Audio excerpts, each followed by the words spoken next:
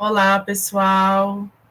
Muito boa noite a todas, todos e todes. Agradecemos a presença de vocês. É sempre bastante importante para nós contar com a adesão nos nossos encontros do LER, que acontecem quinzenalmente nas segundas-feiras à noite, a partir das 19 horas.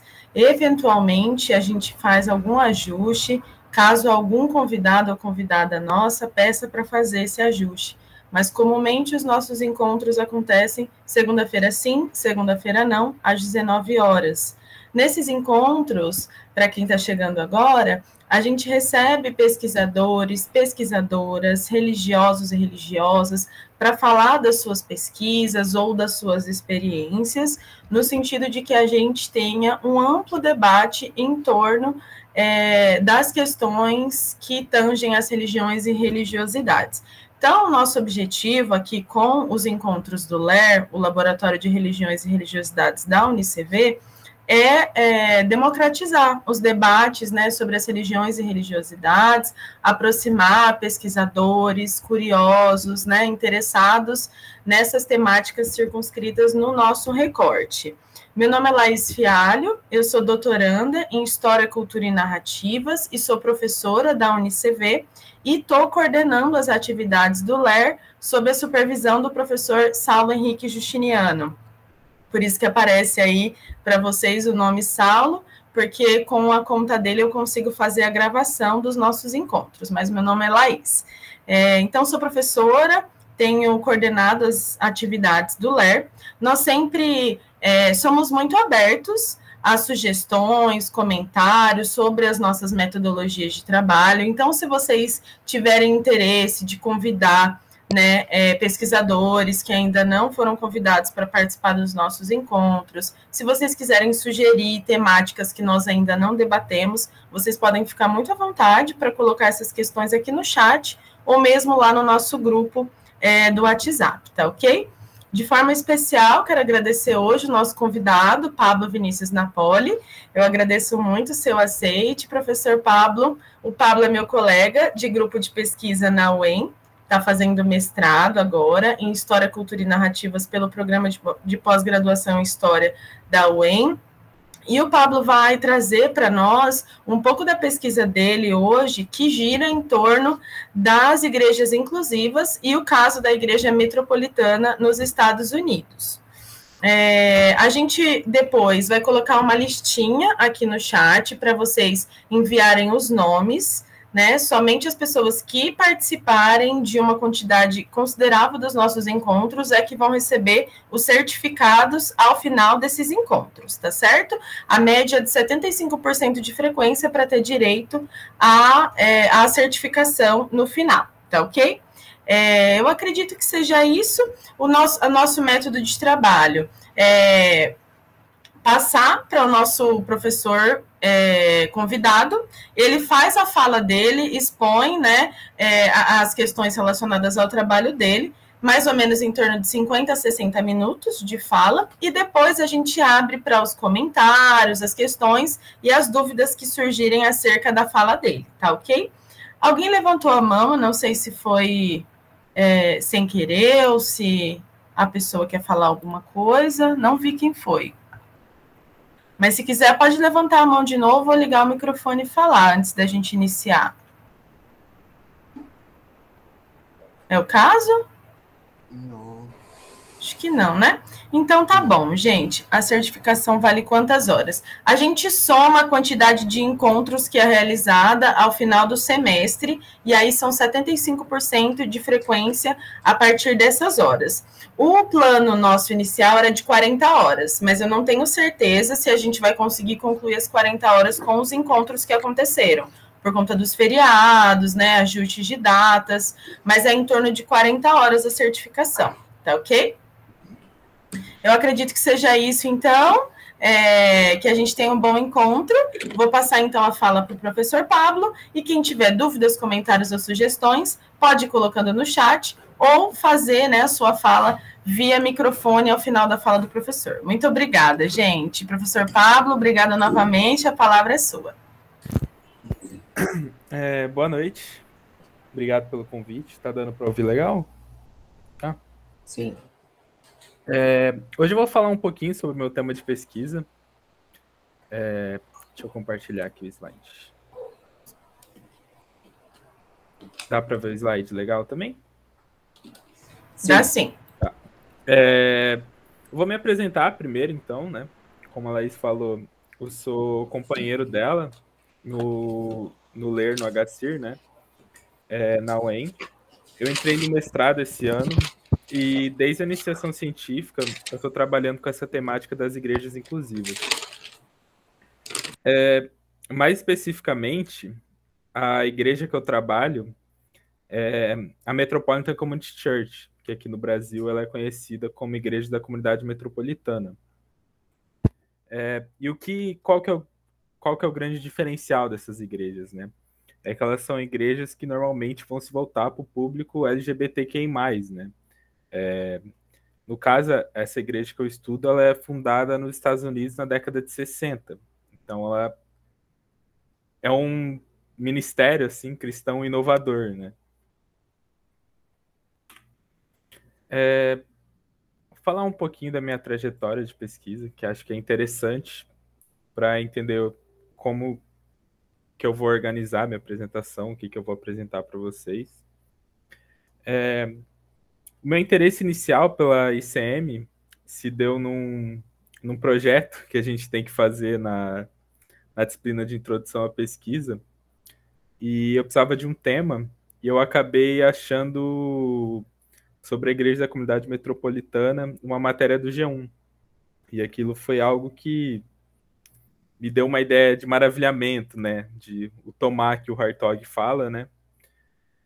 De achar aquilo muito interessante, querer saber mais sobre aquilo, né? Porque era algo que destoava muito da minha experiência como fui criado católico, né? Então, uma igreja que se voltava para esse público, para mim, era uma coisa muito nova, muito diferente, né? Eu comecei a fazer iniciação científica. Minha primeira iniciação científica foi tentando olhar um pouquinho para o que a academia americana estava falando sobre a igreja. Porque no Brasil, a maioria dos estudos sobre a MCC, né, eles normalmente são estudos de caso. Então, são pessoas que vão até as congregações e fazem observação participante, entrevistas. E normalmente o pessoal não olha para o que a professora Wanda chamou de Gênese americana. Então, esse movimento das igrejas inclusivas, dessas igrejas voltadas para o público LGBTQIA+, eles não é algo nativo daqui, é algo que vem dos Estados Unidos, né? Então eu fui observar um pouquinho como é que se deu esse movimento inicial nos Estados Unidos, para talvez, quem sabe, no futuro pensar um pouquinho como é que ele é exportado para cá, para o Brasil, né? Na minha segunda iniciação científica, eu fiz uma análise da autobiografia do reverendo Troy Perry, que é o fundador dessa igreja. Ele é o grande profeta da Metropolitan Community Church. E no mestrado, essa continua sendo minha fonte. Eu continuo estudando essa autobiografia dele. Aqui é uma fotinha da capa da autobiografia. O título é bem sugestivo do que ele está querendo fazer com a autobiografia, né? Então, o senhor é meu pastor e ele sabe que eu sou gay, né? Parafraseando a Bíblia. Essa autobiografia é de 1972.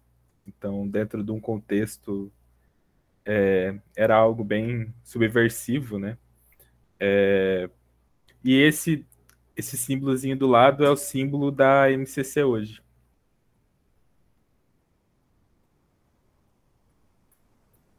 A discussão que eu estou propondo aqui vai girar um pouco em volta da definição que a gente está dando para essas igrejas inclusivas, que é um movimento novo no Brasil.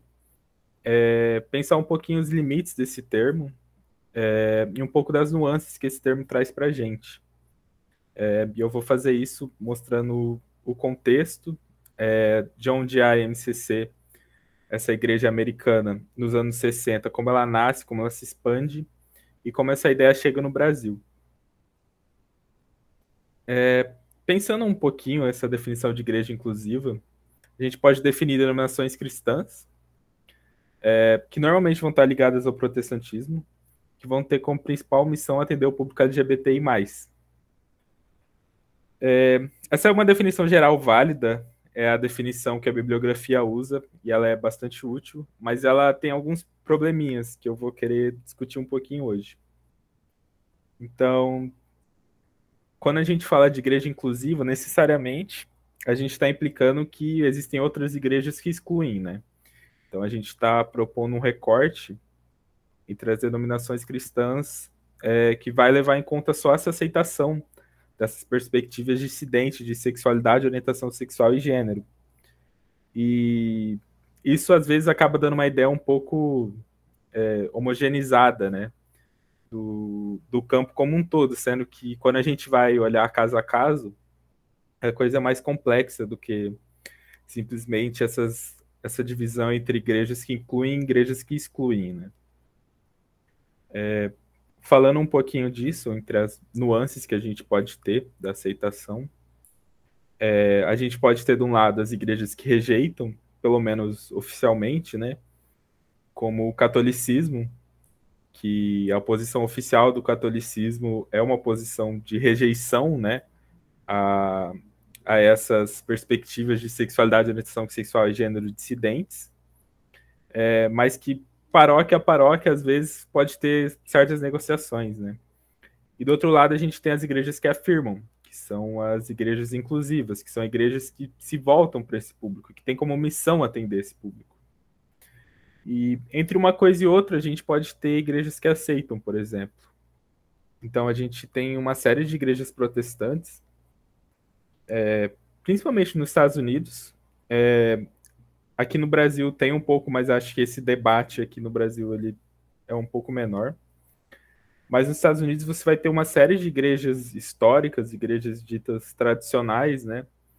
Que vão começar a reavaliar suas crenças, a reavaliar suas práticas morais, suas políticas de ordenação, para começar a incluir, primeiramente, gays e lésbicas, e depois se abrindo a todas essas novas perspectivas que vêm, como, por exemplo, de pessoas transgênero, né? Então, esse é um debate que é cheio de nuances, né?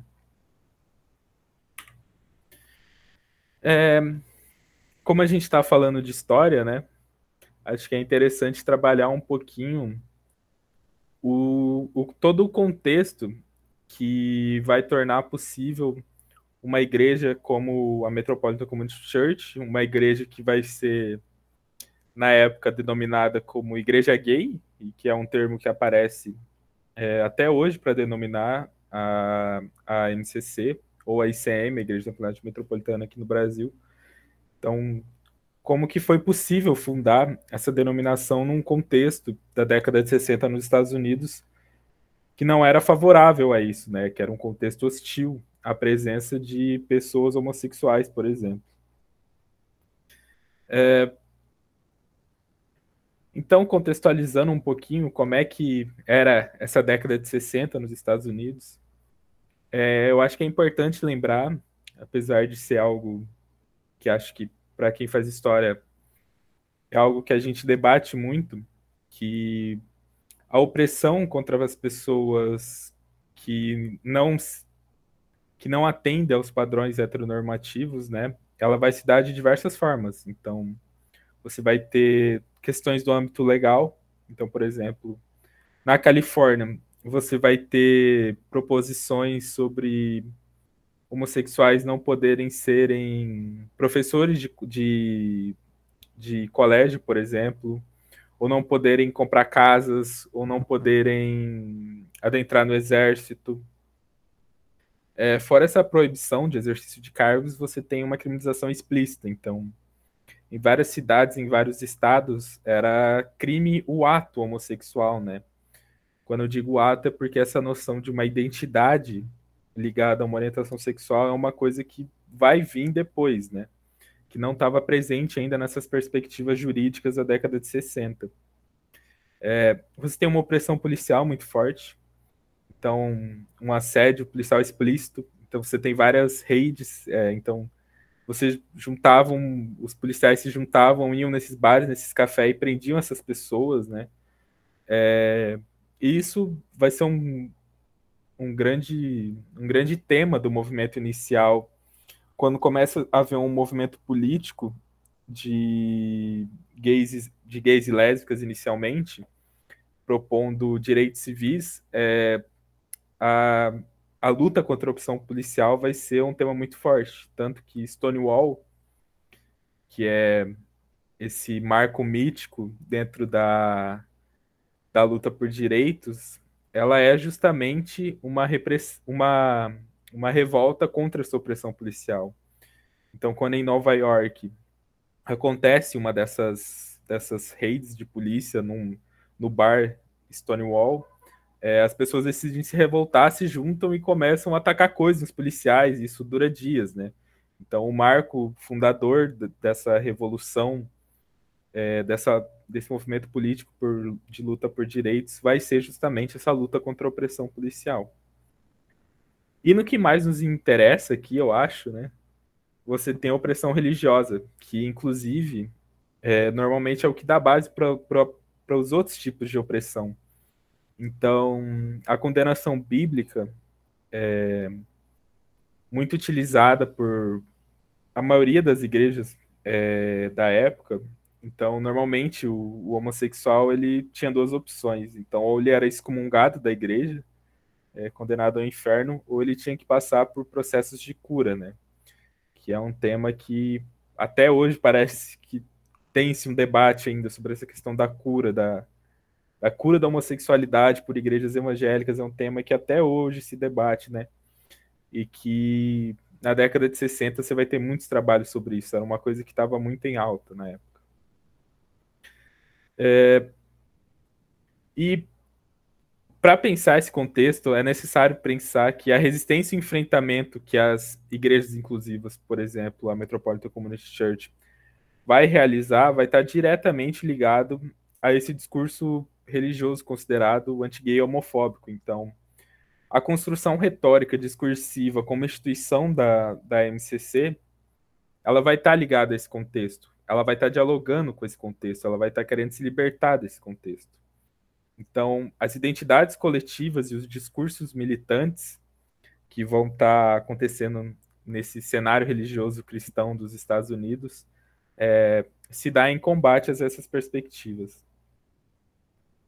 Então, as igrejas só podem ser consideradas inclusivas se elas responderem ao que elas consideram exclusão, né? Apesar de, como eu falei no começo, essa dicotomia,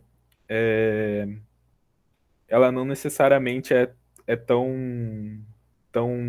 preto e branco assim, né? Então, só existem igrejas que vão agregar essas pessoas se existem igrejas que excluírem essas pessoas. E na década de 60, você tem livros que compilam as posições das igrejas nos Estados Unidos sobre a homossexualidade, por exemplo. E a quase totalidade condenava, né, a prática.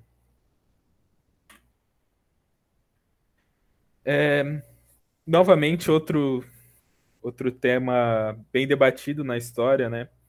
Essa visão da década de 60 como um tempo de ruptura, no sentido de um tempo de contestação e ruptura de modelos que até então eram considerados normativos. E nos Estados Unidos, você vai ter uma série de ebulições sociais que estão acontecendo, como, por exemplo, a contracultura, o pacifismo, ou o movimento por direitos civis das pessoas negras, por exemplo. Então, uma marca na escrita dessas, por exemplo, na escrita do próprio Perry, na primeira autobiografia, é de 72. Uma das coisas que ele escreve, falando da vida dele, é de quando ele lembra das revoltas, quando o Martin Luther King foi assassinado, por exemplo. Como isso foi um grande tema que estava acontecendo nos Estados Unidos, né? E no que interessa pra gente aqui, é de que toda essa ebulição social vai marcar meio que o fim da estabilidade dessas normas que se colocavam como hegemônicas no pós-guerra, né? Então, diversas formas de opressão vão ser contestadas. Então, você começa a ter uma série de movimentos identitários que estão começando a, a pedir um lugar legítimo na sociedade. E o movimento homossexual, que depois vai, com todas as discussões, negociações, vai se tornar o movimento LGBTQIA+, né, hoje em dia, ele vai nascer nesse contexto, tanto nesse contexto de opressão, como nesse contexto onde começa a se debater essa resistência a essas opressões. Falando especificamente do movimento homossexual, né, é interessante porque na década de 60 os termos não estavam definidos ainda. Então, você uma grande parte da literatura da década de 60, década de 70 vai falar de homophile, por exemplo, que é um termo que eles usavam porque homossexual tinha uma conotação de muito ligada à literatura médica, por exemplo, porque até a década de 70 nos Estados Unidos a homossexualidade era considerada uma doença psiquiátrica, né? Então você vai tendo essas mudanças ao longo do tempo também, né? E dentro do movimento, por exemplo, da luta por direitos das pessoas homossexuais, você vai ter uma ruptura na década de 60, onde você vai de organizações que eram muito mais de estudo e de diálogo, que nasceram na década de 50, você vai para organizações de militância e de protesto social e que reivindicam uma identidade para si, que essa identidade tenha legitimidade social. Então, por exemplo, como o Front de Libertação Gay. Dentro desse contexto de luta identitária, por exemplo, dos feminismos ou das pessoas negras, por exemplo. Então, a gente vai ter uma intensificação desse tipo de organização.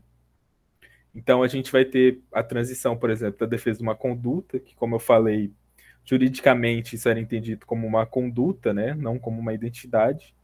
A partir dessas rupturas, dessas transições que estão acontecendo na década de 1960, a gente começa a ver a defesa de uma identidade.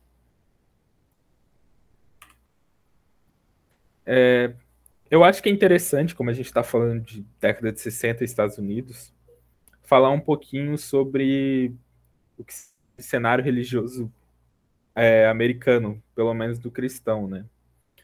Então, nos Estados Unidos, a organização das igrejas vai ter uma peculiaridade com relação ao cenário brasileiro, onde normalmente a gente vê, pelo menos até pouco tempo, se definir um catolicismo hegemônico e as outras igrejas que se definiam a partir dele, né? Isso é um cenário que está mudando, mas que nos Estados Unidos você não tem essa presença tão forte de uma igreja só. Então você tem o que eles chamam de sistema denominacional, onde você tem uma fragmentação e uma pluralidade de denominações muito forte. E isso torna possível que as igrejas sejam espaços sociais dados para os grupos dentro da sociedade americana. Então você vai ter divisões, por exemplo, como Black Churches, ou igrejas para latinos, ou igrejas para imigrantes, ou agora, com Troy Perry fundando a Metropolitan Community Church, você tem igrejas para homossexuais.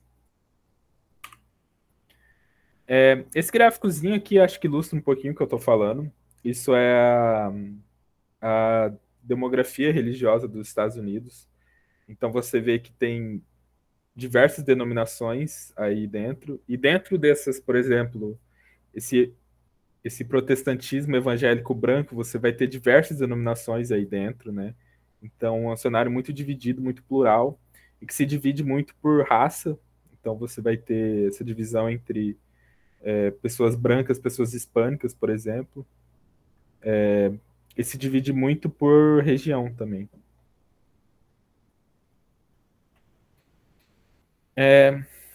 Isso aqui é uma coisa interessante da gente ver outra ruptura que está acontecendo nos Estados Unidos e no Ocidente como um todo, né? Se é que a gente pode falar do Ocidente, é que a demografia religiosa está mudando.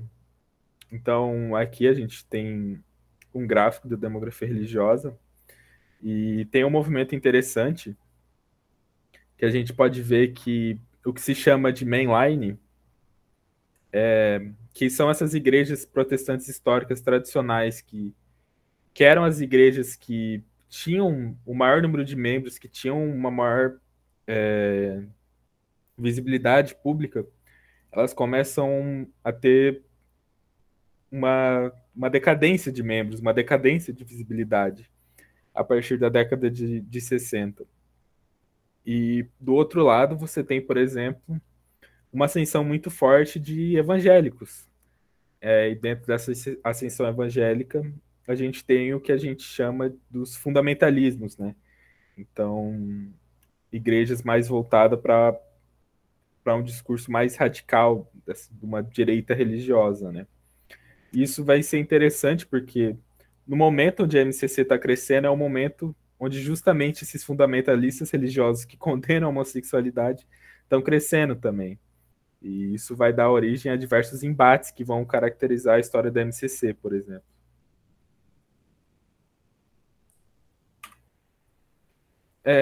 Só para contextualizar novamente, a década de 60 é uma década onde as igrejas estão tendo que debater diversos temas, elas estão tendo que rever diversas posições morais, diversas doutrinas que elas construíram ao longo do tempo. Então, por exemplo, a segregação nos Estados Unidos e o movimento por direitos civis das pessoas negras vai ser um tema que vai dividir as igrejas. Então, por exemplo, entre as igrejas do Sul e as igrejas do Norte, você vai ter divisões acontecendo por causa do tema.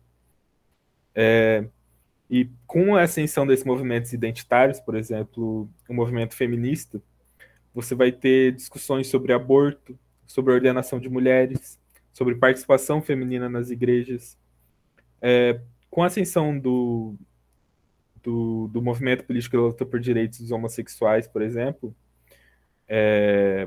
você vai ter a questão do casamento homossexual, a questão da participação homossexual. Os homossexuais podem participar, eles podem ser ordenados, eles podem participar se eles forem celibatários. Essas eram questões que basicamente todas as igrejas estavam tendo que discutir, porque era um imperativo da época discutir essas questões. Era uma demanda que as pessoas estavam tendo, respostas para essas questões. E as diferentes posições dentro dessas questões sobre direitos civis ou, por exemplo, divórcio, vão ser uma das questões que vão acabar dividindo as denominações, né? Então, se a gente olha a sociologia americana, por exemplo, dos anos 80, ela vai trabalhar com essas divisões entre linhas de protestantismos mais liberais e protestantismos mais conservadores. Então, uma linha do meio ali, ela acaba decaindo e você começa a ter posições cada vez mais polarizadas, muito por causa desse debate que está acontecendo na década de 60. Só para falar um pouquinho de que essas posições das igrejas, né? Acho que hoje no Brasil a gente tem muito a marca de um posicionamento evangélico, de uma bancada evangélica. Agora, por exemplo, está rolando discussão sobre a PL querendo banir casamento gay. Então, acho que hoje está muito marcado essa posição dessa direita religiosa, né, na gente. E o cristianismo como um todo, ele não se define dessa forma, né? Você vai ter uma diversidade de posições dentro disso. Então, por exemplo, nos Estados Unidos, desde o começo do século XX, a gente começa a ter várias posições teológicas mais liberais que estão olhando a temática do que eles vão chamar de ação social cristã. Então, no começo do século, você tem o evangelho social. Na década de 60, as pessoas, no fim da década de 60, começam a pensar em teologia da libertação dentro do contexto americano, né? Pegando o que a Igreja Católica aqui da América Latina estava produzindo. Você tem posturas ecumênicas de luta social. Acho que a própria figura do Martin Luther King vai ser meio que uma inspiração do que uma igreja pode fazer na luta por direitos civis, por exemplo, né? Só para exemplificar o que eu estou falando, essa é uma foto de 63. Então, quando está no auge dos protestos, né, do movimento por direitos civis, né, o Conselho Nacional de Igrejas dos Estados Unidos, que era um órgão bem representativo à época, então a maioria das igrejas mainline, que eram a, a hegemonia cultural cristã da época, participavam desse conselho, e o conselho estava lá na marcha por direitos civis contra a segregação. Então, mostrando que a posição dessas igrejas ela vai diferir, e que nos Estados Unidos você tem até uma tradição dessas igrejas se colocarem dentro desse movimento, serem parte desse movimento. Dado todo esse contexto aqui, tudo isso para entender da onde que sai essa igreja. Então, a MCC, a Metropolitan Community Church, ela vai nascer no meio desse conflito e ela vai beber meio de um pouquinho de tudo isso que estava acontecendo. Então, ela vai se aproveitar desse movimento de ebulição, de efervescência, que vai ser um momento propício para a constituição de novas igrejas, não só dentro da esfera do cristianismo, mas a gente vai ter o que dentro da sociologia da religião se chama de novos movimentos religiosos, né? Então é um movimento de efervescência religiosa. Ela vai ser fruto direto da luta por direitos, principalmente da questão da defesa de uma identidade homossexual. E ela vai se apoiar também nesse papel histórico que as igrejas americanas têm. Muito ligado dentro daquele sistema denominacional que, por exemplo, se divide por raça. Dentro da MCC, por exemplo, você vai começar, nos anos 80, 90, a ter algumas teologias que definem a orientação sexual como uma espécie de etnia. Então, se colocando ao lado aí dessas divisões por raça, etnia dentro dos Estados Unidos, por exemplo. A MCC ela é fundada em 1968, então um ano antes de Stonewall, que acontece em 69. Ela é fundada na própria casa do reverendo Troy Perry, que vai ser o fundador da igreja. E ela vai ser a primeira experiência bem-sucedida que continuou, que foi para frente, do que a gente hoje chama de igreja inclusiva, né? Embora você tenha, dentro da própria cidade de Los Angeles, onde a igreja é fundada, algumas outras tentativas que aconteceram antes da MCC nascer, né? Acho que vale falar um pouquinho de quem que é o Troy Perry, quem que é essa figura, que vai ser uma figura que hoje em dia, dentro da literatura da MCC, é tratado quase como um mártir, né? É um herói fundador da denominação. Ele era um ex-pastor pentecostal, então ele foi criado, nasceu na Flórida, foi criado nas igrejas pentecostais e batistas do Sul. Então, isso marca ele durante toda a trajetória dele. A trajetória dele é o que a bibliografia chama de história padrão. Então, o crente da MCC, a pessoa que vinha para a MCC, normalmente tinha essa história de vida. Então, era uma pessoa muito religiosa na infância e na adolescência, e que, com a descoberta da sexualidade, da sua orientação sexual divergente, ela entra em conflito com essa religiosidade, que era uma coisa muito importante para ela.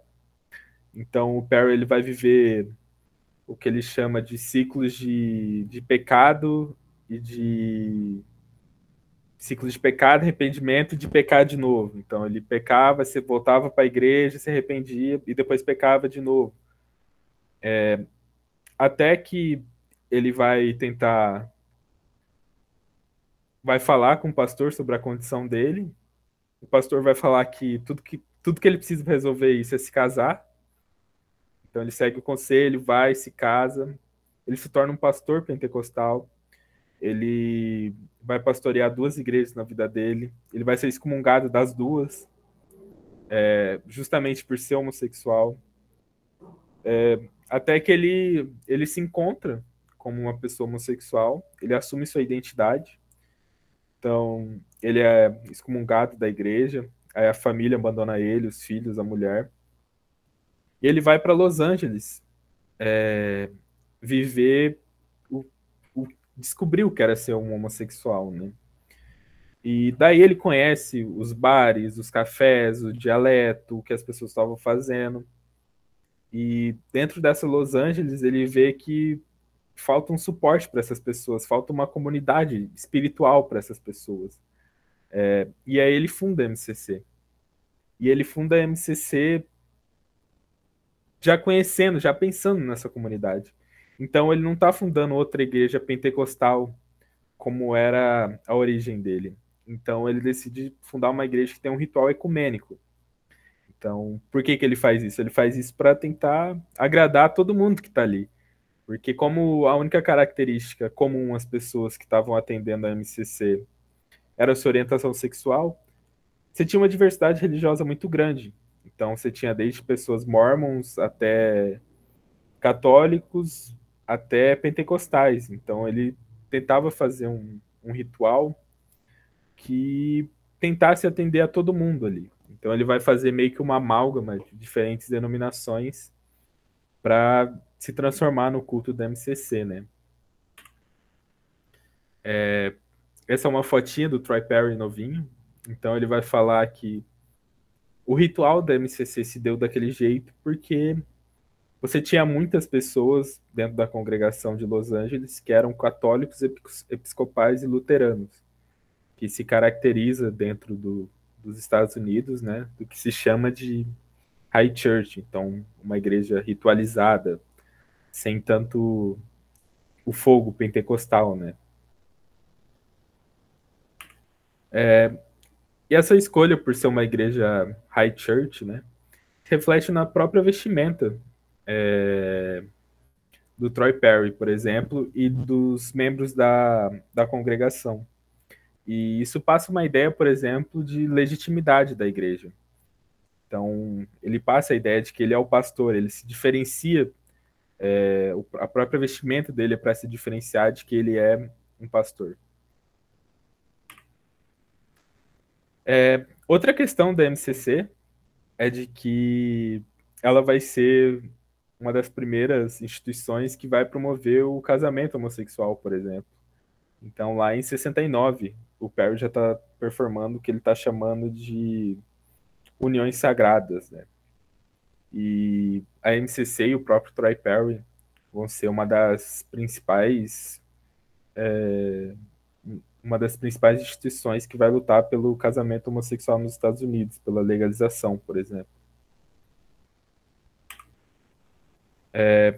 Uma coisa que marca muito a MCC é que ela vai elaborar a retórica, como eu falei no começo, contra essa opressão religiosa que acontecia.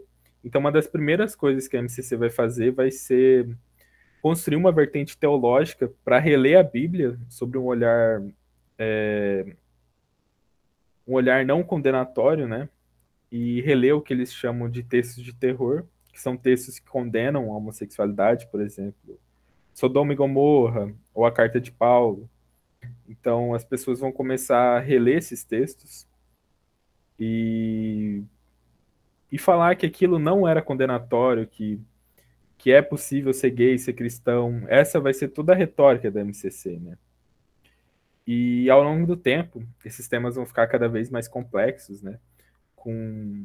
A, como a discussão, por exemplo, sobre sexualidade, orientação sexual, gênero, ela vai ficando cada vez mais complexa também. A teologia vai ficando cada vez mais complexa. E hoje em dia você tem o que se chama de teologia queer, por exemplo, que em vez de só se defender contra esses textos de terror, eles vão procurar se ver na Bíblia também.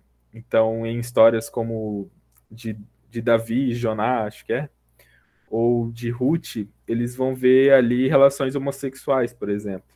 Então, eles vão reler a Bíblia de acordo com esse olhar queer, né? Outro tema bastante debatido por toda a bibliografia sobre a MCC é como a MCC foca muito no aspecto comunitário.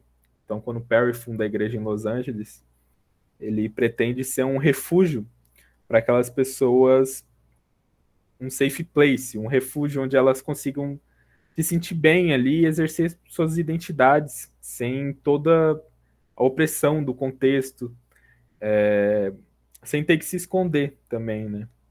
Porque a questão do armário nessa época é uma questão muito presente. Então, a maioria das pessoas eram pessoas que de dia tinham um emprego e que dentro do emprego elas não elas não eram abertas sobre sua sexualidade, ou mesmo pessoas que eram casadas e você tinha uma série de discussões de pessoas que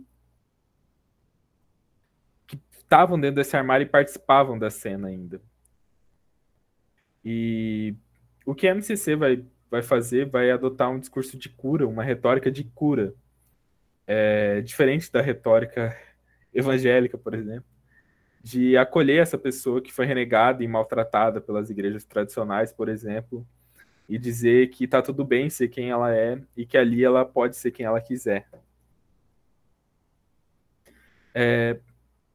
A MCC vai ser uma participante política muito forte. Então, ela vai ser fundada em 68, um ano antes de Stonewall, que é esse grande marco. Então, ela vai participar de todos os grandes movimentos políticos que estão acontecendo na luta por direitos. Então, o próprio Perry, na primeira Gay Pride, na primeira parada gay de Los Angeles, ele é um dos organizadores, ele não só desfila, como ele está organizando. Nas marchas para Washington, a MCC está presente, o Perry está presente, o Perry é um das pessoas que vão falar para as pessoas. E tem uma autora que ela vai falar que, para além da participação política da MCC, só da MCC existir, ou seja, dela ser uma igreja voltada para a população LGBTQI+, nos anos 60, ela já é uma organização militante, né? Então, dado o contexto onde ela se insere. Essa é uma fotinha do Troy Perry. E aqui ele tá na primeira Gay Pride, né? De Los Angeles.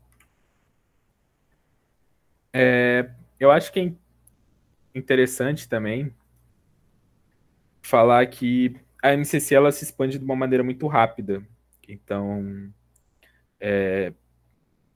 como a gente pode ver nesse gráfico aqui, ela é fundada em 68, em 73 ela já tem 37 congregações ao redor dos Estados Unidos, e em 95 ela tem mais de 200 congregações só nos Estados Unidos, fora as congregações que ela tem internacionais.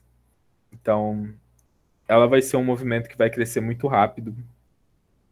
E como todo crescimento muito rápido, ele vai trazer uma série de dores, né? Então você vai ter uma série de conflitos internos e de conflitos externos que vão marcar esse crescimento da MCC.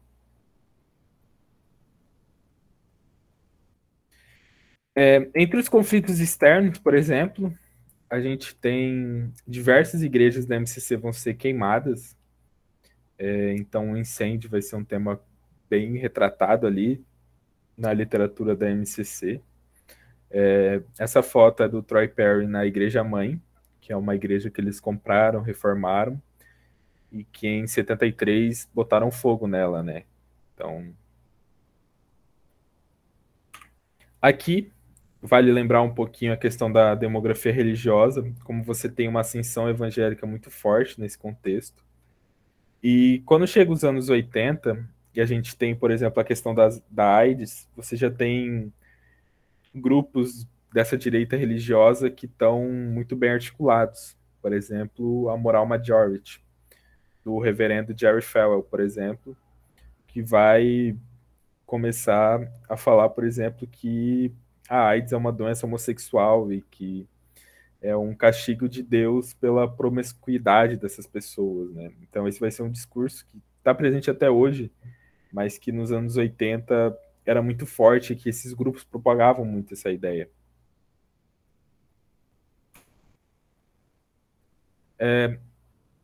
Para além disso, dentro da própria MCC, você vai ter uma série de conflitos internos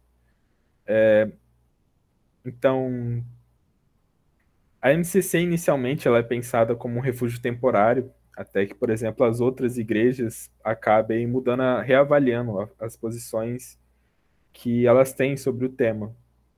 Isso vai mudar com o tempo e a MCC vai passar a afirmar a sua identidade enquanto igreja. Isso vai levar a uma série de discussões. Agora que a gente é uma igreja, que tipo de igreja a gente vai querer ser? Que estilo ritual a gente vai ter? Que roupa a gente vai usar? Como a gente vai afirmar determinados aspectos e não outros? Então, essas vão ser discussões que vão estar perpassando toda a história da MCC. E essa discussão fica mais complexa porque nos Estados Unidos você vai ter igrejas que se denominam Open and Affirming. Então, igrejas reavaliam suas doutrinas, reavaliam o estilo litúrgico, a eclesiologia, a questão do ministério pastoral para atender o público LGBTI+. E esse é um caso interessante para mostrar nos Estados Unidos, porque você vai ter muitas igrejas nos Estados Unidos que vão ter pelo menos algum tipo de organização dentro da denominação voltado para o público LGBTI+, né? E isso complexifica, por exemplo, aquela dicotomia que a gente definiu lá no início.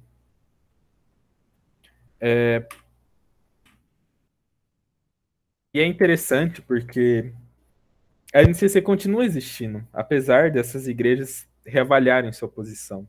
Então, o que as pesquisas qualitativas mostram, então essas pesquisas que vão, perguntam para os membros o porquê eles estão ali, o que, que eles sentem estando ali, mostram que a MCC vai ter uma especificidade. Então, ela está dentro daquela comunidade, ela conhece o dialeto, os lugares onde as pessoas vão. E isso é uma coisa que uma igreja tradicional que se propõe a se abrir para esse público não vai conseguir fornecer para essa pessoa. Então, dentro dessa complexidade que começa a se formar, a MCC afirma sua própria especificidade também. E essa afirmação da especificidade, novamente, vai levantar uma série de questões. Então, dentro daquela definição que a gente deu de igreja inclusiva, a gente pode pensar que o que uma igreja inclusiva é uma organização híbrida que combina o entendimento, de um lado, de,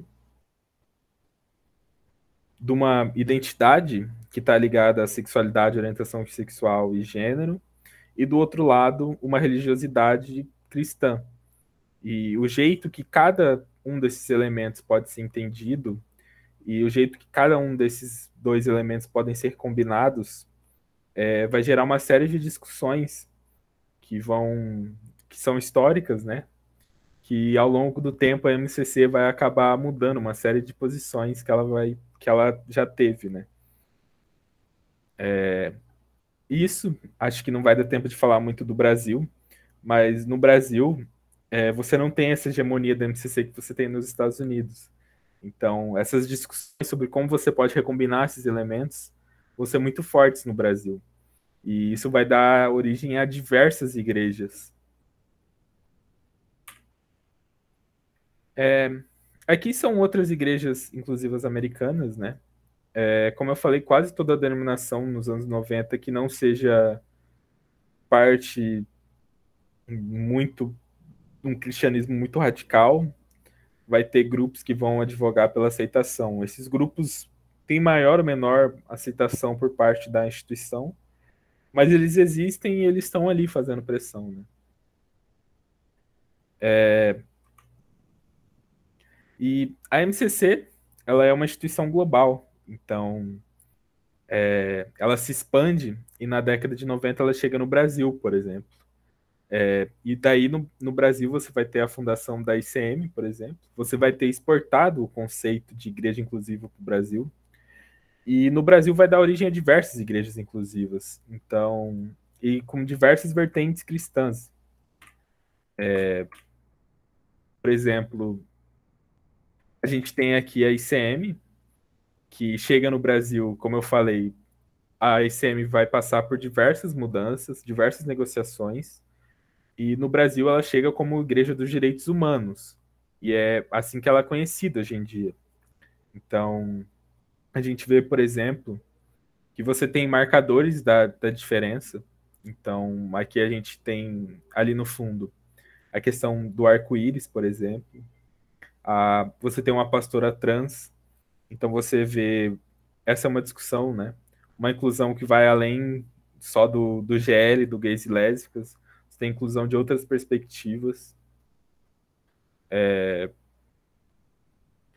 E no Brasil, a gente vai ter uma série de igrejas inclusivas que já trabalham com outras perspectivas. Então, aqui a gente vê uma igreja inclusiva, que é a Comunidade Cristã, que já puxa muito mais para uma questão pentecostal, um negócio Assembleia de Deus.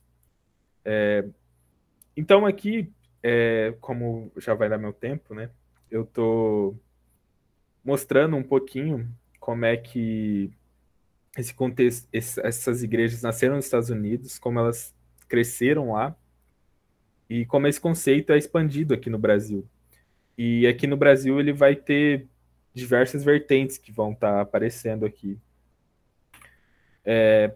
A gente tem a cidade do Refúgio, que inclusive todas essas igrejas nascem meio que em São Paulo, no Rio de Janeiro, não sei de onde o pessoal é, mas no São Paulo e no Rio você vai ter diversas igrejas inclusivas. Aqui em Maringá, a gente tem a cidade do Refúgio, que já vai ter uma religiosidade bem neopentecostal, né?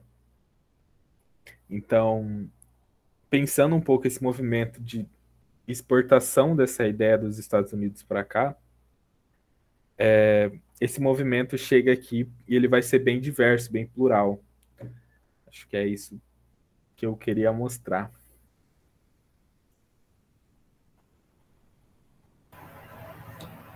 Muito obrigado, Pablo. Excelente te ouvir. Agradeço sua disponibilidade.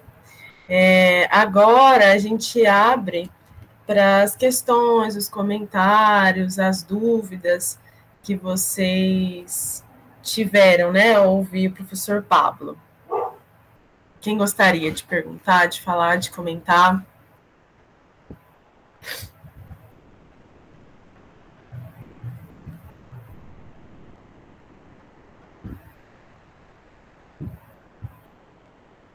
Professor Rodrigo, depois o Jorge, isso?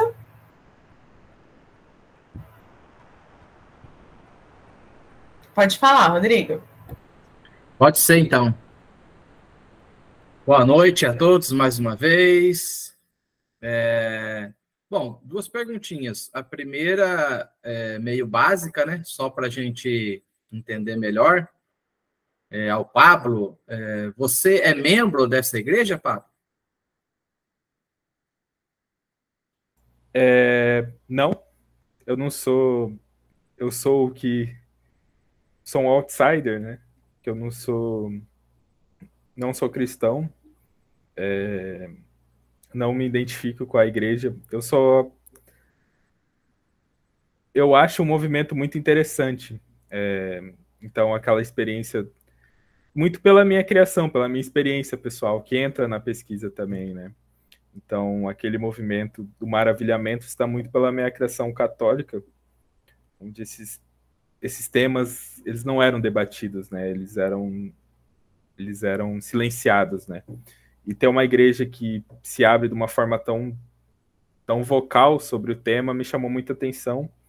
E foi por isso que eu fui pesquisar ela, apesar de não ter nenhuma relação com a igreja, né?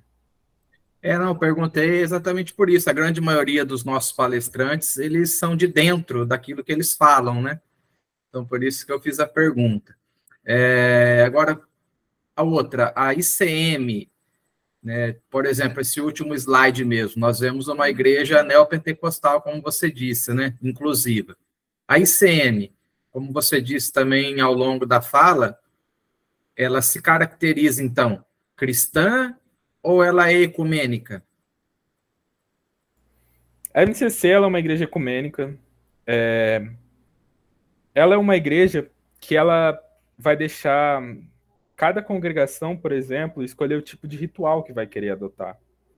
Então, dentro das discussões sobre, por exemplo, qual vai ser o nosso entendimento do que a gente chama de religiosidade cristã, cada congregação vai poder ter liberdade para adotar o ritual cristão que quiser. E isso vai causar diversos debates, porque você tem uma liberdade muito grande, isso invariavelmente, né, vai gerar vários debates sobre qual vai ser o culto aqui. Então, você vai ter membros católicos que vão querer algo ritualizado, você vai ter membros pentecostais que vão querer essa questão do Espírito Santo, da taloglacia. Então, essas discussões sobre qual vai ser o ritual da MCC, tanto localmente como no nível institucional, vai ser uma discussão muito forte. Então, por exemplo, aqui a gente tem a ICM São Paulo, que ela vai adotar um ritual católico, por exemplo. Católico, uma coisa meio anglicana ali, misturando. Já no Rio de Janeiro, a gente tem muito a marca pentecostal, por exemplo. Então, a MCC tem uma diversidade, uma pluralidade de modos de liturgia, de culto muito grande. Maravilha, muito obrigado. Obrigada, Rodrigo. Agora é o Jorge, próximo, está com a mão levantada. Boa noite, Jorge, seja bem-vindo. Bom, boa noite a todos. Eu ia perguntar praticamente a mesma coisa que o Rodrigo, né? Se ele era da igreja, se ele acredita que o homossexualismo é pecado. A gente já quer causar, né? Porque esse tema, ele é muito difícil para as pessoas cristãs debater. Então, eu mesmo que venho de uma igreja neopentecostal, não sou mais, eu hoje me vejo até mais gnóstico do que outra coisa, e eu tenho bastante a mente aberta sobre esse assunto, mas a gente ainda tem muito mesmo que trabalhar, porque a gente percebe que muitas pessoas acabam saindo das igrejas pelo fato de não serem aceitas. Inclusive, teve o congresso agora da igreja do Ed René, esse foi um dos temas mais batidos. É uma igreja que está buscando inclusão, e a gente teve o caso agora da amiga do Bolsonaro, né, que é um caso de uma pessoa que tentou fazer a cura gay e se expôs na internet, e a gente sabe que não é assim que funciona.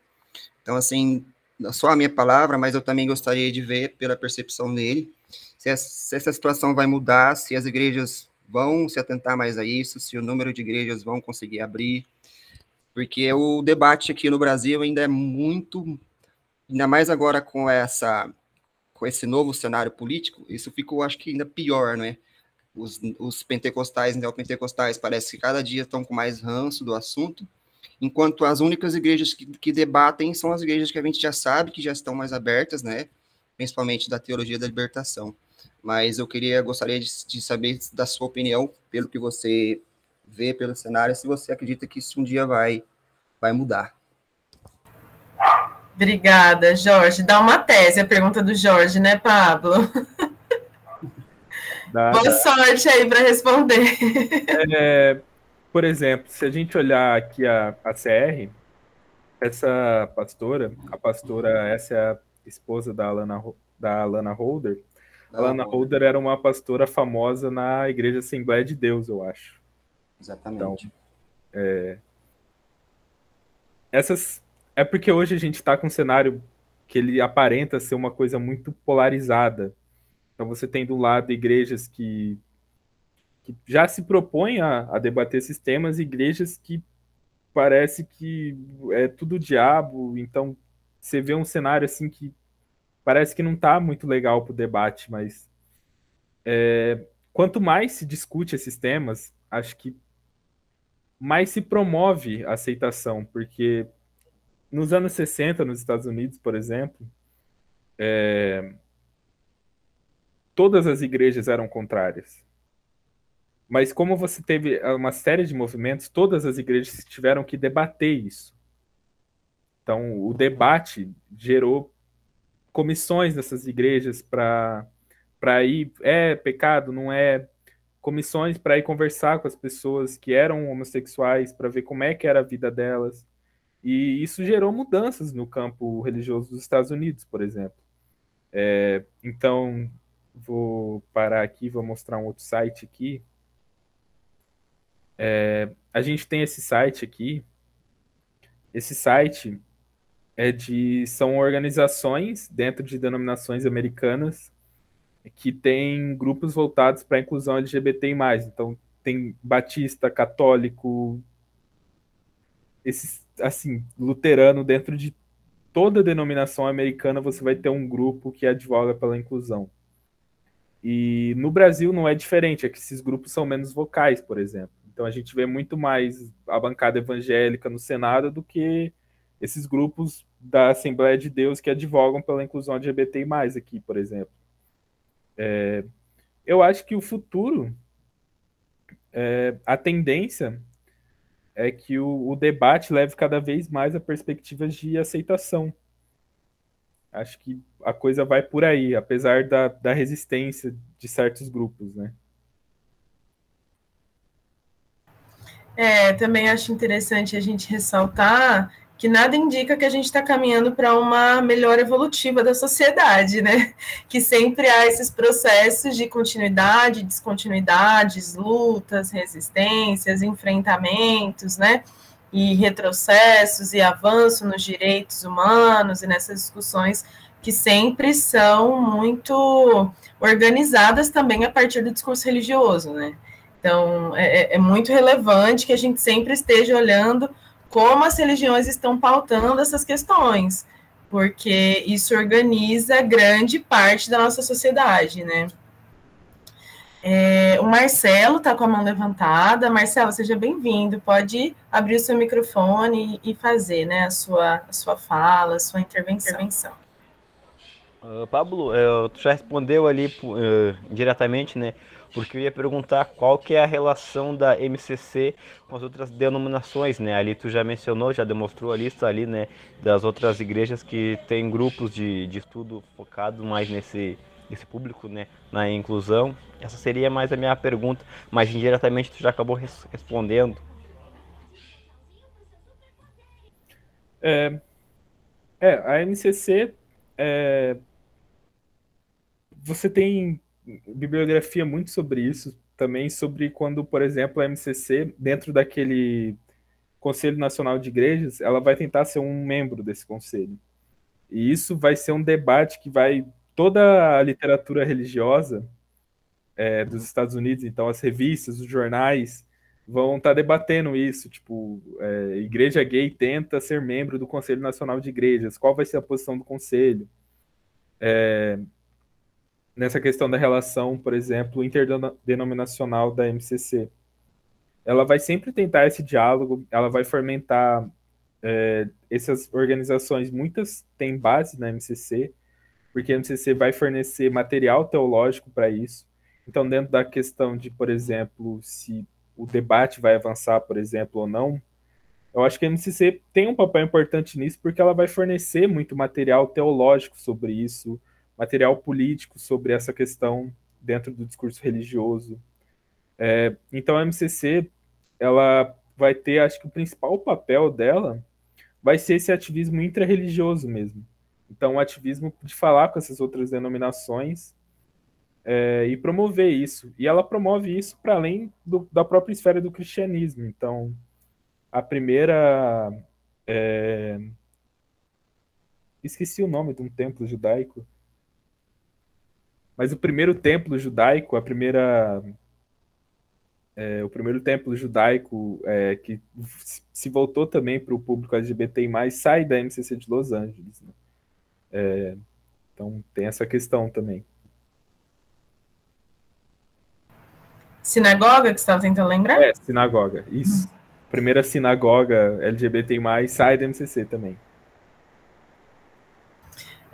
Pablo, tem mais uma pergunta aqui, foi feita nos comentários, que foi do Ezequiel. Ele parabeniza sua fala, diz que gostou muito da explicação e que não conhecia tal movimento. E pergunta, se tratando desse movimento agora, como você define os prós e os contras desse movimento no âmbito político, social e religioso no Brasil?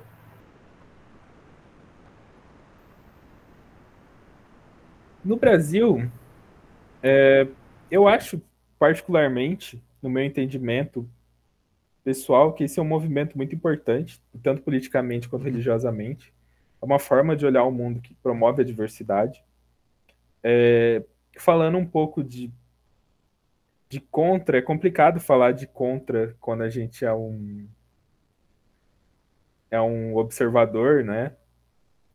Mas a bibliografia do Brasil, por exemplo, vai debater que dentro dessas divisões, por exemplo, que a gente tem nas igrejas inclusivas, você vai ter igrejas que acabam trazendo certas normas, enfocando certas normas muito rígidas dentro dessa mesma doutrina pentecostal, né, o pentecostal, só que a única diferença é que elas incluem as pessoas homossexuais, né?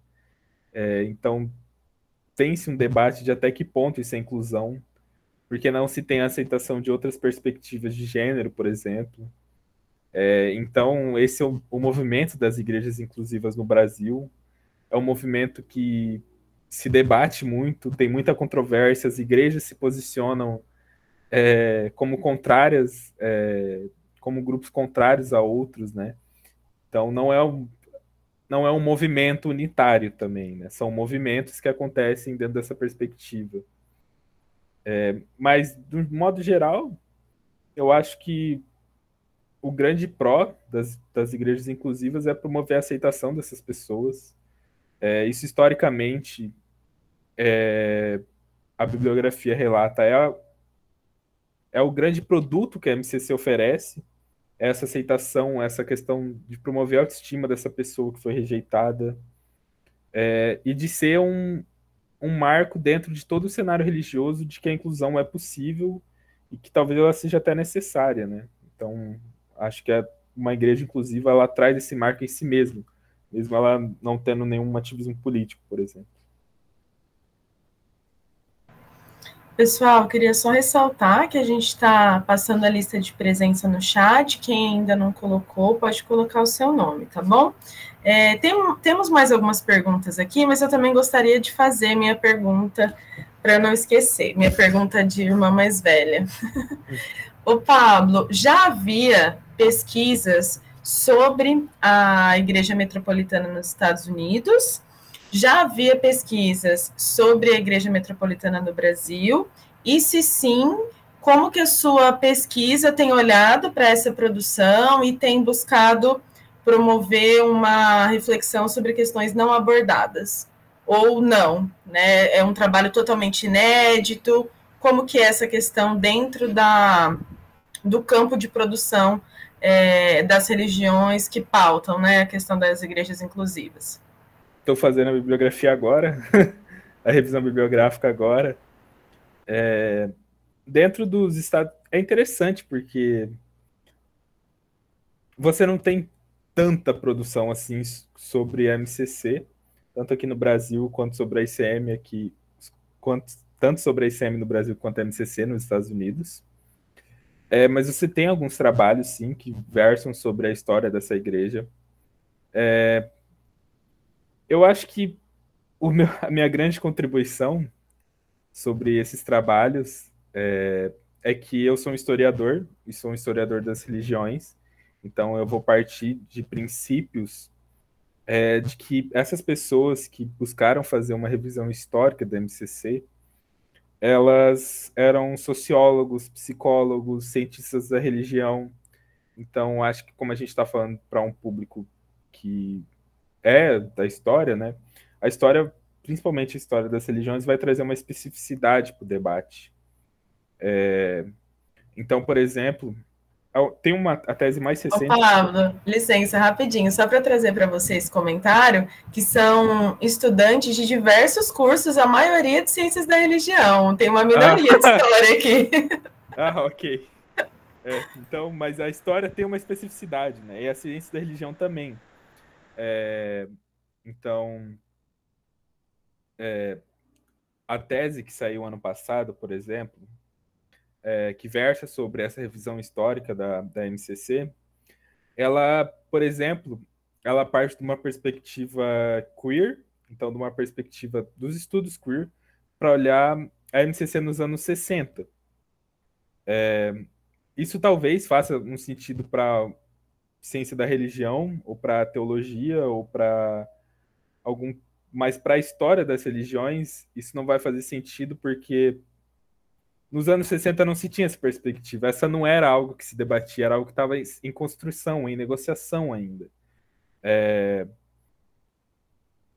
E quando você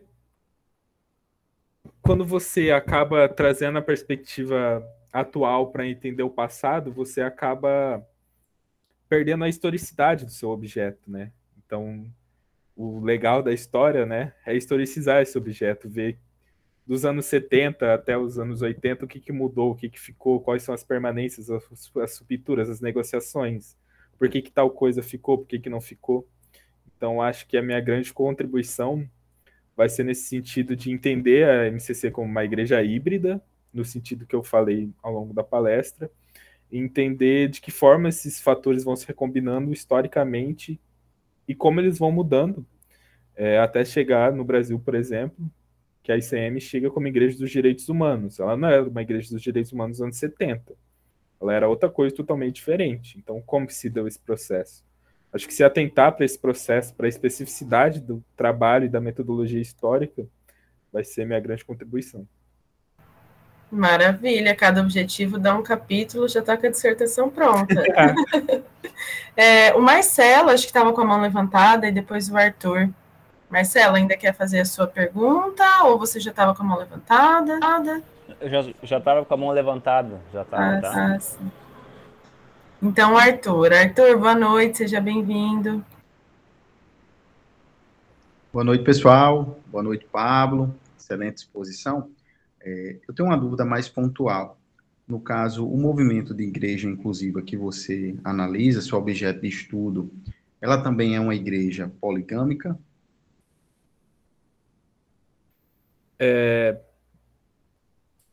Esse vai ser um dos grandes temas de debate.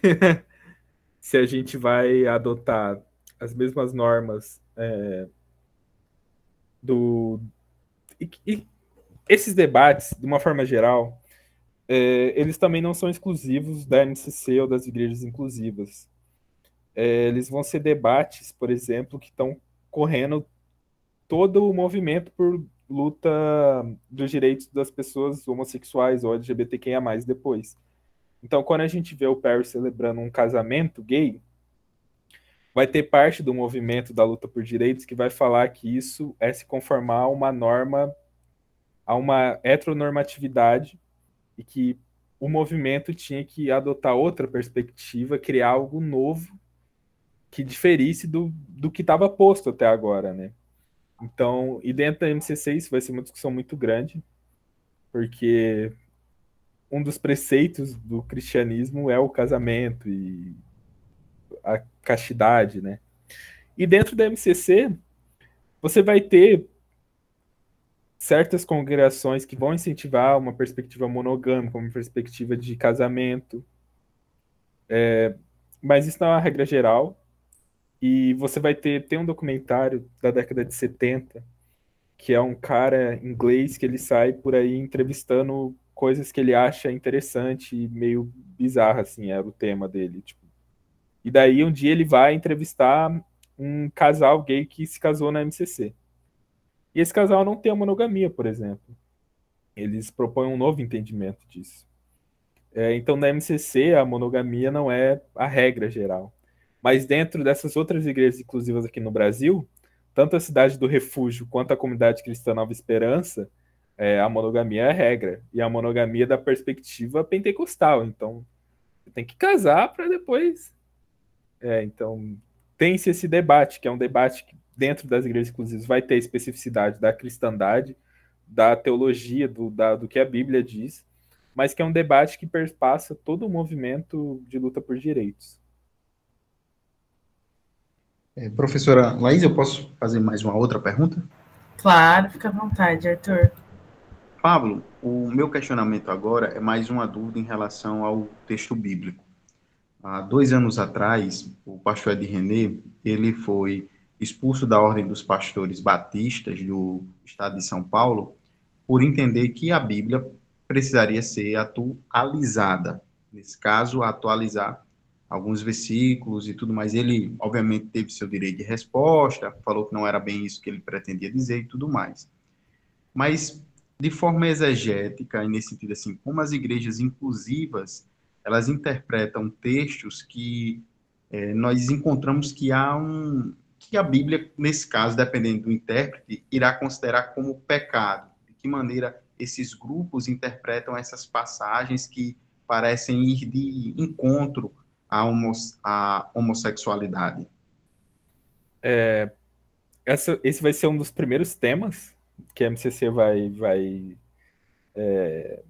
ter que debater.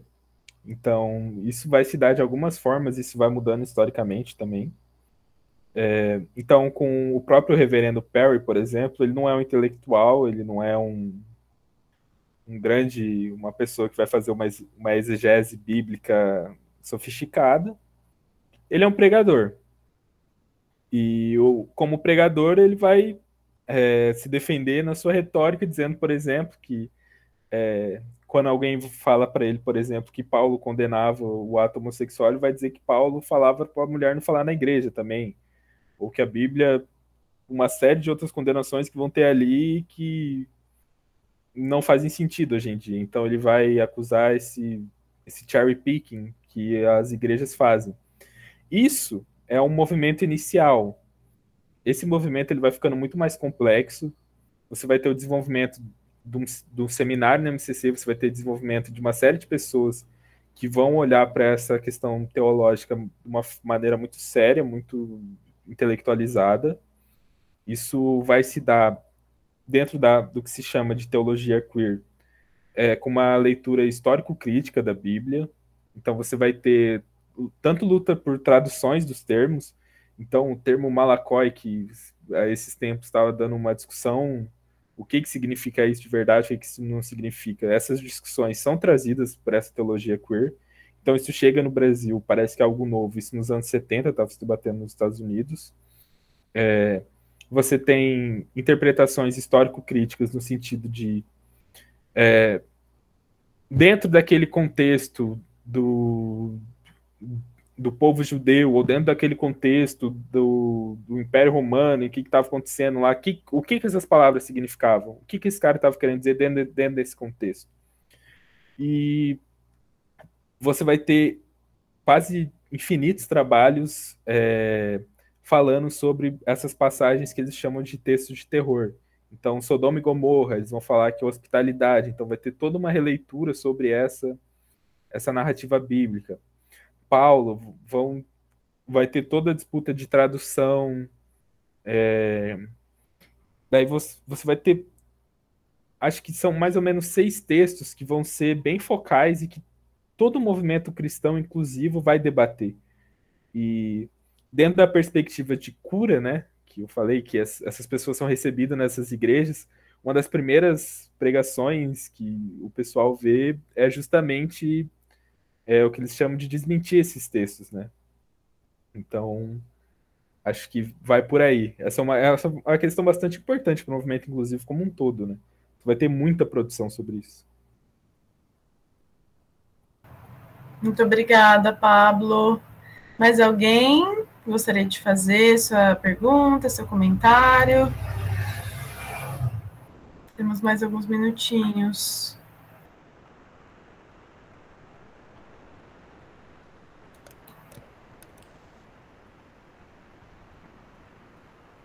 O Jorge está com a mão levantada? Eu só queria fazer também um adendo.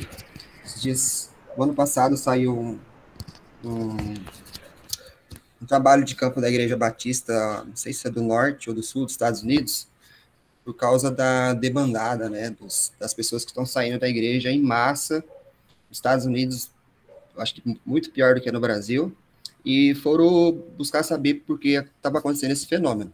E colocaram três tópicos que estavam lá em cima, né, nos gráficos.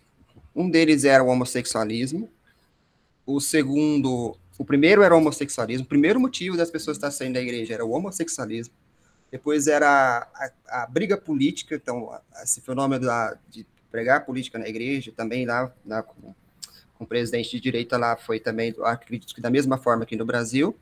E o terceiro motivo, os usos e costumes, a falta de liberdade que as pessoas sentem, principalmente nas igrejas fundamentalistas. E aí eu me debati, lógico, por que eu vou sair de uma igreja por causa de um gay, de um homossexual?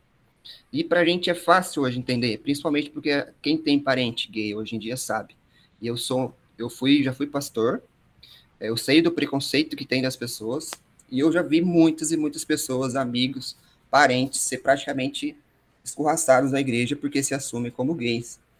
E a pessoa que conhece o evangelho como o evangelho, ela acha algo estranho. Se o evangelho é amor, a gente tinha que, no mínimo, acolher essa pessoa como um irmão e não literalmente entregar esse irmão para o diabo.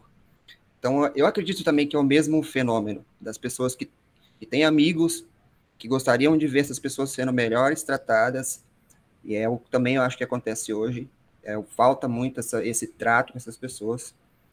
Então, eu acredito também que o debate vai ser muito importante, e o debate também, a gente vê que em 70 até tivemos o Pacto de Lausanne, das causas sociais, também acho que ajudou bastante, e eu acredito realmente que o debate vai ser a única solução, porque, infelizmente, nosso cenário ainda é ruim, e acredito também que se a gente for fazer um levantamento, essa também deve ser uma das causas de muita gente estar saindo das nossas igrejas hoje. Isso é uma questão interessante, porque se a gente olhar, por exemplo, a quantidade de pessoas homossexuais no Brasil, a quantidade de membros de igrejas inclusivas, isso é uma coisa que o Perry falava o tempo todo, quando ele estava dialogando com outras denominações. O maior número de pessoas homossexuais, de pessoas LGBTIA+, estão nas igrejas tradicionais, não estão nas igrejas inclusivas, né? Então, mesmo que essas pessoas tenham diferentes números de abertura quanto à sua sexualidade, né? Então, nos anos 70, essa era uma questão muito grande, porque é engraçado que a MCC ia nesses congressos interdenominacionais, e daí eles contam que a noite inteira tinha gente batendo na porta, que eram pessoas das outras denominações, que estavam no armário, se escondendo ali, vinham falar com eles como é que funciona, não sei o quê. Então, essa questão da inclusão, eu acho que tem que ser uma coisa que tem que ser debatida. Mesmo... É que é difícil também, quando a gente fala de inclusão, que a gente está falando de, às vezes, preceitos dogmáticos para essas pessoas. Mas eu acho que o mínimo que tem que acontecer é não excomungar ninguém, né? Não rejeitar ninguém, não fazer ninguém se achar um pedaço de... Então, acho que essa perspectiva, acho que a perspectiva do amor ao próximo, é a perspectiva que tem que ser ensinada, né? Para pelo menos respeitar o próximo. Sim, porque dogma também todas as religiões têm, e aí é uma escolha da pessoa querer se adequar ou não, né, em relação às outras, aos outros pressupostos, né, religiosos. Uma coisa interessante também é a gente perceber que o sufixo ismo significa doença, então a gente não reproduz o conceito homossexualismo, a gente fala em homossexualidade para determinar a condição, né, de orientação sexual sem patologizar. O Arthur está com a mão levantada? E a professora Laís, agora no início da fala, falou uma coisa interessante sobre essa questão de dogma. Essa questão da homossexualidade, além de entrar no campo teológico, também ela entra na nossa área de pesquisa, que é Ciências da Religião, até que ponto a inclusão de grupos homoafetivos podem ferir a liberdade religiosa, vou usar esse termo, de grupos ortodoxos. E eu não estou nem falando agora dentro do campo cristão, por exemplo. Vamos pegar o caso do campo do Islã. Então, são temas sensíveis que as religiões têm seus delimitadores, e são delimitadores para os grupos ortodoxos basilares. É como crer ou não crer na ressurreição de Cristo corporeamente, a título de exemplo. Então, Pablo, até que ponto, na sua opinião, essa questão da inclusão, ela pode também ferir a liberdade religiosa de grupos mais ortodoxos? E aqui eu não estou falando sobre agressão a homossexuais, nem nada do tipo, nem de negar a eles direitos civis, de modo algum. Mas essa linha de tensão que existe entre grupos ortodoxos e as igrejas inclusivas. Essa é uma questão interessante, porque quando a MCC foi pedir para ser membro do NCC, do Conselho Nacional de Igrejas, o que fez a MCC não ser nem votada para ser membro foi porque as igrejas ortodoxas chegaram e falaram: se essa igreja for votada para ser membro, todo mundo aqui se junta e sai fora. Então, essa resistência, desse jeito que você coloca, esse ferimento da liberdade religiosa, vai ser um tema que vai ser debatido, né? Eu acho que é bem complexo. Até que ponto você vai ter liberdade religiosa para excluir determinados grupos, né? Então, até que ponto isso pode ser considerado liberdade religiosa? E a MCC, aí, novamente, ela vai debater essa questão muito, muito forte, principalmente ela vai estar usando. Por isso que foi importante, acho que eu tentei mostrar a importância do contexto, porque você vai ter o exemplo dos movimentos de direitos civis das pessoas negras, por exemplo. Então, no sul dos Estados Unidos, era um princípio basilar de certas igrejas a escravidão. Porque Paulo fala da escravidão, você tem trechos bíblicos que servem para justificar isso. Isso foi mudando, o Perry fala, há 60 anos atrás, a escravidão era um tema que geraria essa divisão no Conselho Nacional de Igrejas que a homossexualidade está gerando hoje. Então, essa questão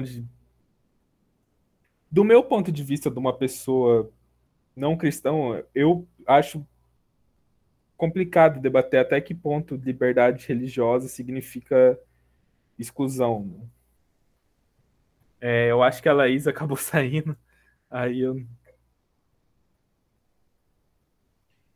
A pergunta vai nesse sentido, professor, porque cada religião, ela vai estabelecer, vou dar a título de exemplo para o senhor, faço parte de uma denominação batista, onde o sexo, ele só pode ocorrer após um matrimônio.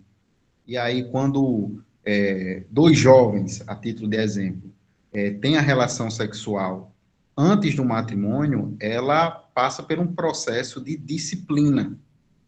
E aí você entende que, por mais que exista amor, por mais que exista afeto, a pessoa que faz parte de uma comunidade, ela acaba sabendo o que, nesse caso, o que a igreja dita, o que é certo, o que é errado. Toda igreja tem sua ética. Toda igreja tem sua ética. E minha pergunta é justamente essa: até que ponto a inclusão ela pode gerar uma tensão no campo de liberdade religiosa? E aqui não é transformar o opressor em oprimido, mas entender essa linha de tensão que existe. Essa linha de tensão existe. Acho que cada denominação tem sua liberdade ética para definir o que é certo e o que é errado. Eu acho que essa liberdade ética, numa sociedade secularizada, ela tem certos limites. Então, acho que o que eu quero dizer é que nenhuma denominação, eu não tenho que aceitar as pessoas do jeito que elas querem ser, porque você tem diversos debates, por exemplo, por que mulheres não podem ser ordenadas, por exemplo. Por que mulheres não podem participar de determinados sacramentos. Então, essa é uma discussão que não se restringe à homossexualidade, passa por toda uma discussão da ética e da moral cristã.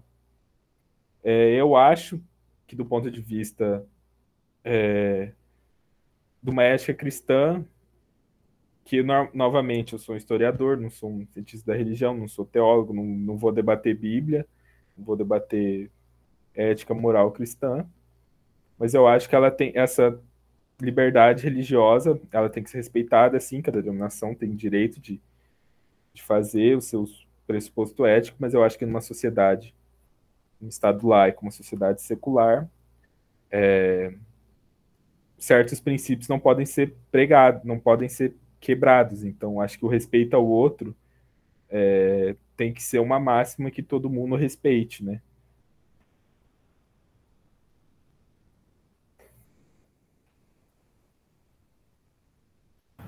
Obrigada, Pablo. Não sei se o Marcelo e o Jorge estão com a mão levantadas ou se eles já estavam com a mão levantada. Pode falar, Jorge. Só em relação a essa abertura, né, mais ideológica no âmbito dos, principalmente dessas igrejas mais tradicionais, a gente estava falando do caso do Ed René, a própria igreja dele, ele é mais aberto, mas o conselho da igreja dele ainda não permitiu o acesso aos homossexuais a pregar uma palavra, a participar do ministério de louvor. Eles têm acesso à igreja, mas eles ainda não têm o acesso como o acesso da igreja em questão aqui do nosso tema de hoje. Então, assim, ainda é muita coisa para acontecer. Se essa igreja aqui é bem mais aberta, ainda está nesse estágio, né, porque tem um conselho, não é só ele, não é só a ideia dele, então acredito que vai continuar muito tempo assim para a gente, ou vai ter essa divisão de igreja que é e que não é, e aí cada um escolhe, né? A pessoa gosta, muitas pessoas gostam do modelo pentecostal, né? O pentecostal, cada um escolhe onde vai, e eu acho que o mais importante é a gente amar e se respeitar. Acho que isso é que é interessante. Muito obrigada, Jorge. Acho que a gente já está chegando, né, na nossa hora. Acho que foi possível que a gente fizesse um debate bastante interessante, até profundo, né? E eu acredito que todas essas questões que a exposição do professor Pablo levantou justamente demonstram, né, a relevância da pesquisa, da abordagem, né, dessa intersecção entre as questões de religião, orientação sexual e direitos humanos. Acho que essa pauta é muito importante para a sociedade contemporânea, né, para esses enfrentamentos mesmo, né, as violências que estão sendo naturalizadas, né, historicamente, muitas vezes por meio dos discursos religiosos, outras vezes não, né, como a gente fala, não são perspectivas de homogeneizar as práticas e os discursos religiosos, né, mas de historicizar essas práticas, esses discursos, entender, né, de que modo os usos desses discursos, né, para algumas finalidades também se organizam, né.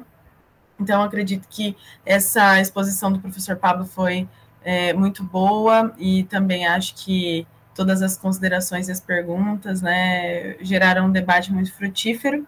Então, agradeço muito a participação de todos vocês, agradeço também a exposição do professor Pablo, e em breve a gente coloca lá no nosso grupo qual vai ser o nosso próximo encontro, nossa próxima temática e nosso próximo convidado. E se vocês tiverem sugestões, podem enviar no grupo também, que nós estamos abertos para a gente abordar, né, de uma forma cada vez mais plural todas essas denominações e essas práticas religiosas que informam, né, os sentidos e os significados da nossa sociedade. Então, acredito que é isso. Pablo, quer se despedir da gente? O que você achou de participar do LER? Não, obrigado pelo convite, muito legal o debate. É um debate que normalmente eu não tenho, né? Às vezes posso não estar muito preparado para debater, às vezes, ética cristã, né? Porque do ponto de vista da história a gente acaba debatendo outras questões, né? Que acho que como o pessoal aqui tem uma pluralidade de formações, né, são questões que acabam aparecendo. Para mim foi muito legal ver um pouco essas outras questões que vão aparecendo, né? Sim, sempre traz, né, muitas reflexões e perguntas para a gente mesmo fazer para as nossas pesquisas, né, essas abordagens interdisciplinares, né. Eu acredito que é isso, então. Muito obrigada, gente. A gente se encontra no nosso, sem ser na próxima segunda-feira, na outra, se der tudo certo, com o nosso próximo convidado. Muito obrigada aqui, Pablo, o pessoal falando que gostou bastante, agradecendo. Então é isso. Muito boa noite, gente. Obrigada pela participação. Muito bom estar com vocês. Valeu, obrigado.